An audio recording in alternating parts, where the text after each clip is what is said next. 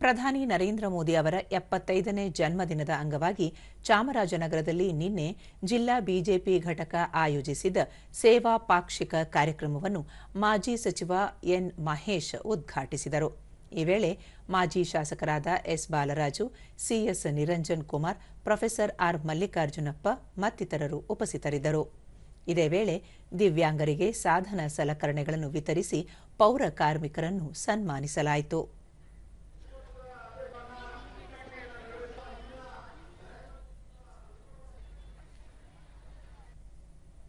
ಬಳಿಕ ಎನ್ ಮಹೇಶ್ ಪ್ರಧಾನಿ ನರೇಂದ್ರ ಮೋದಿ ಅವರ 11 ವರ್ಷಗಳ ಆಡಳಿತಾವಧಿಯಲ್ಲಿ ತಮ್ಮದೇ ಆದ ವಿಶಿಷ್ಟ ಅರ್ಥವ್ಯವಸ್ಥೆ ಮೂಲಕ ದೇಶದ ಜನರನ್ನು ಬಡತನದಿಂದ ಮೇಲೆತ್ತುವ ಕೆಲಸ ಮಾಡಿದ್ದಾರೆ. ಜಿಎಸ್ಟಿ 2.0 ಸರಳೀಕರಣ ಮೂಲಕ ಈ ಬಾರಿಯ ದಸರಾ ಹಾಗೂ ದೀಪಾವಳಿಗೆ ದೇಶದ ಜನರಿಗೆ ಕೊಡುಗೆ ನೀಡಿದ್ದಾರೆ ಎಂದು ತಿಳಿಸಿದರು.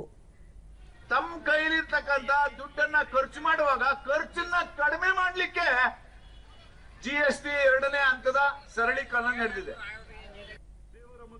ಸಿಎಸ್ ನಿರಂಜನ್ ಕುಮಾರ್ ನರೇಂದ್ರ ಮೋದಿ ಅವರು ದೂರದೃಷ್ಟಿ ಹೊಂದಿರುವ ವಿಶ್ವ ನಾಯಕರಾಗಿದ್ದು, ಸ್ವಚ್ಛ ಭಾರತ್ ಅಭಿಯಾನ ಮೂಲಕ ಮನೆ ಮನೆಗೆ ಶೌಚಾಲಯ ನಿರ್ಮಾಣ, ಪ್ರತಿ ಮನೆಗೆ ಕುಡಿಯುವ ನೀರಿನ ಸಂಪರ್ಕ, ರೈತರಿಗೆ ಸಹಾಯಧನ ಸೇರಿದಂತೆ ಹಲವು ಜನಪರ ಯೋಜನೆಗಳನ್ನು ಅನುಷ್ಠಾನಗೊಳಿಸಿರುವುದಾಗಿ ತಿಳಿಸಿದರು.